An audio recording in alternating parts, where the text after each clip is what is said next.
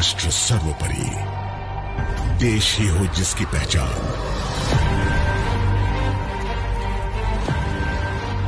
खतरों से आंखें मिलाने का हो जुनून, ऐसे हैं भारत के वीर जवान। भारतीय सेनाओं को विश्व की बेहतरीन सेना बनाने के लिए उस दृष्टि से आज कैबिनेट कमेटी ऑन सिक्योरिटी ने भी एक ऐतिहासिक फैसला किया है कि 4 साल के लिए आर्मी में जाइएगा, आपको 1 रुपया पेंशन नहीं मिलेगा। नेता लोग 1 साल के लिए बनेंगे विधायक, उन्हें पेंशन दिया जाएगा। हम तो देश की सेवा के बारे में सोच रहे हैं सर, लेकिन सरकार हम लोग के बारे में नहीं सोच पा रही है सर। 6-7 पहले रेगुलर दौड़ी है, उसके बाद पूरा मेहनत की, उसके बाद 4 साल में जाकर क्या करेगा सर? पढ़ाई मेरा 4 साल से रिश्ता टूट जाएगा, पढ़ने में भी हम उस काबिल नहीं रहेंगे जो इस समय है, और उसके बाद आने के बाद हम कहीं जा नहीं सकते, कोई जॉब मिलने में बहुत कठिनाई होगा। उससे अच्छा अगर जो लड़का आर्मी की तैयारी कर रहा है, अगर 4 साल अगर बढ़िया से पढ़ लेगा तो दरोगा यूपीएससी निकाल के, सबसे बड़ी बात है कि दरोगा में सर्जेंट मारेगा। 4 साल का जॉब करेंगे, फिर घर वाले को जो उम्मीद है वो कहाँ से हम कर पाएंगे। और तो हमारे बहुत सारे ऐसे सीनियर बैचमैन जिसका एज खत्म हो गया, तो एज रिलैक्सेशन भी देना चाहिए। 2 साल से एग्जाम रुका हुआ है और अभी तक नहीं हुआ। अब सरकार बोल रही है कि अब हम टीओडी से लेंगे, तो हम लोग जिनने एग्जाम नहीं हुआ उसका क्या होगा? छूट मिलना चाहिए हम लोगों का। सबसे बड़ी बात है कि सरकार हम लोग के साथ पबजी की तरह गेम खेल रहा है। 4 साल जॉब करके अगर युवा अगर फिर से वापस चला है फिर से ग्राउंड में, तो फिर उससे शर्मनाक कुछ नहीं है सर। सेना की नई अग्निपथ योजना के बड़े पैमाने पर विरोध शुरू हो गए हैं। बिहार के मुजफ्फरपुर में इस योजना के विरोध में छात्रों ने सड़क जाम कर विरोध प्रदर्शन किया। काफी देर तक नेशनल हाईवे नंबर 28 पर प्रदर्शन चलता रहा। बिहार के बक्सर में भी सेना की भर्ती की तैयारी करने वाले युवाओं ने प्रदर्शन किए और रेलवे ट्रैक को जाम किया। युवाओं ने रेलवे ट्रैक को काफी देर तक जाम किए रखा, जिसके चलते जनशताब्दी एक्सप्रेस 25 मिनट तक रुकी रही।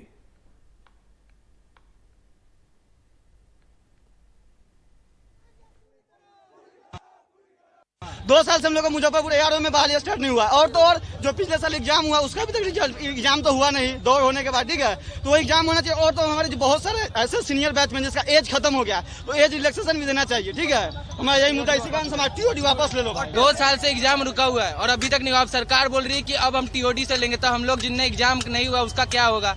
हम अपनी मांगों को सरकार तक पहुँचाना चाहते हैं, सरकार हमारी मांग नहीं सुन रही है। सरकार हमारी सोच चुकी है, सरकार सोच चुकी है, हमको हमारी मांग पूरी करवानी, इसलिए हम आज उग्र प्रदर्शन पे उतारू हो गए। और आर्मी एग्जाम जल्द शुरू होना चाहिए, जो कि रुका हुआ है।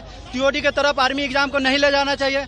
2 साल से हमारे मुजफ्फरपुर का यार पूरा भारत का जो कि रैली नहीं हो रहा है, और उम्र में 2 साल का छूट मिलना चाहिए हम लोगों का। सबसे बड़ी बात है कि सरकार हम लोग के साथ पबजी की तरह गेम खेल रहा है, और ये एग्जाम करीब 1.5 साल से सी एग्जाम रोका हुआ है, और इसके बारे में बीजेपी के कोई भी नेता इस पर टिप्पणी नहीं किया है, जिसके कारण हम लोग को रोड पर उतरना पड़ा है। और ये जो टीओडी लागू किया है, संपूर्ण रूप से आप रिटर्न किया जाए। आक्रोशित नजर आ रहे हैं छात्र। ये बहुत बड़ा मुद्दा है और इसका सरोकार देश के युवाओं से है। इस मुद्दे पर देखिए हमारे सहयोगी हर्षा कुमारी सिंह, आलोक पांडे और मोहम्मद गजाली की ये खास रिपोर्ट। राजस्थान और हरियाणा जैसे राज्यों में भारतीय सेना में जाना एक प्रतिष्ठा और गर्व की बात रहती है, और अब शुरू हुए अग्निपथ योजना से कई युवक इसका लाभ उठाने के लिए उत्सुक नजर आ रहे हैं।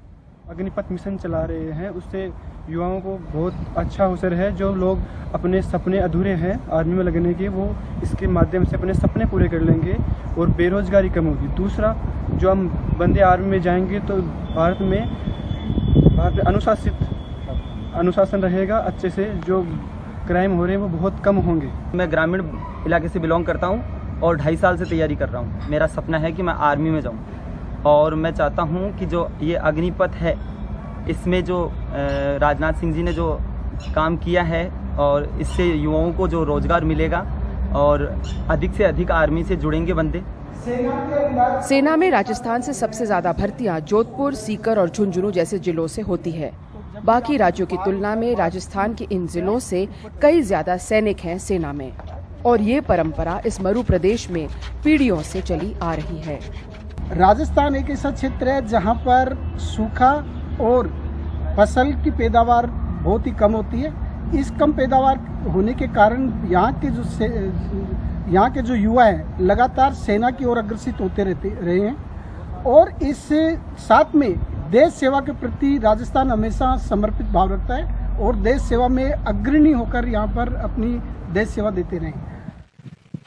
हरियाणा में भी युवाओं में काफी जज्बा है सेना में जाने का, लेकिन 2 साल से पैंडेमिक के दौरान भर्तियां नहीं हो रही थी, जिसके चलते रोहतक जैसे जिलों में लोगों ने भर्ती की मांग को लेकर प्रदर्शन भी किए।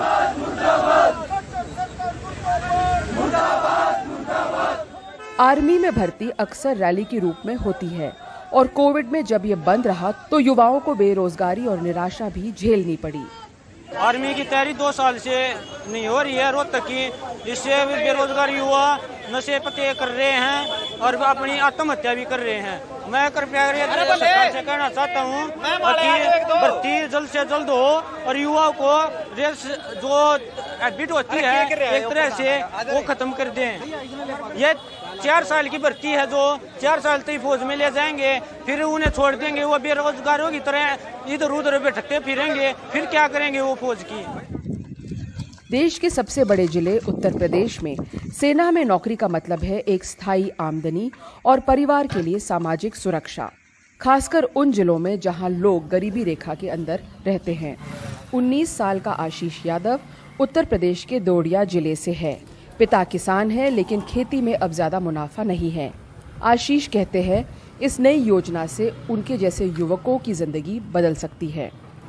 मैं 2 साल से तैयारी कर रहा हूँ, इससे ये बेनिफिट है कि वैकेंसी ज़्यादा निकलेंगी और बच्चों को ज़्यादा से ज़्यादा मौका मिलेगा। इसमें सरकार को भी कम लागत में अच्छे सेना में बच्चे मिल जाएंगे। पहले वैकेंसीज लेट भी आती थी और वैकेंसीज कम भी आती थी। इसमें अग्निपथ में ये है कि आपको 4 साल के लिए तो है, या तुरंत वैकेंसीज भी आती रहेंगी। इसमें आपको सेना रख भी सकती है, आपके एक्सपीरियंस के तौर पे आप क्या परफॉर्म किए हैं उसमें, उस हिसाब से आपको सेना रख भी सकती है अपने अंदर। अग्निपथ योजना के तहत इन युवकों का चयन होगा अग्निवीर के रूप में, लेकिन ये सिर्फ 4 साल के लिए रहेगा और आर्मी में 15 साल के लिए भर्ती सिर्फ उन अग्निवीरों की होगी जो अपने आप को लायक साबित कर देंगे। उत्तर प्रदेश से आलोक पांडे और हरियाणा से मोहम्मद गजाली के साथ जयपुर से हर्षा कुमारी सिंह, एनडीटीवी इंडिया।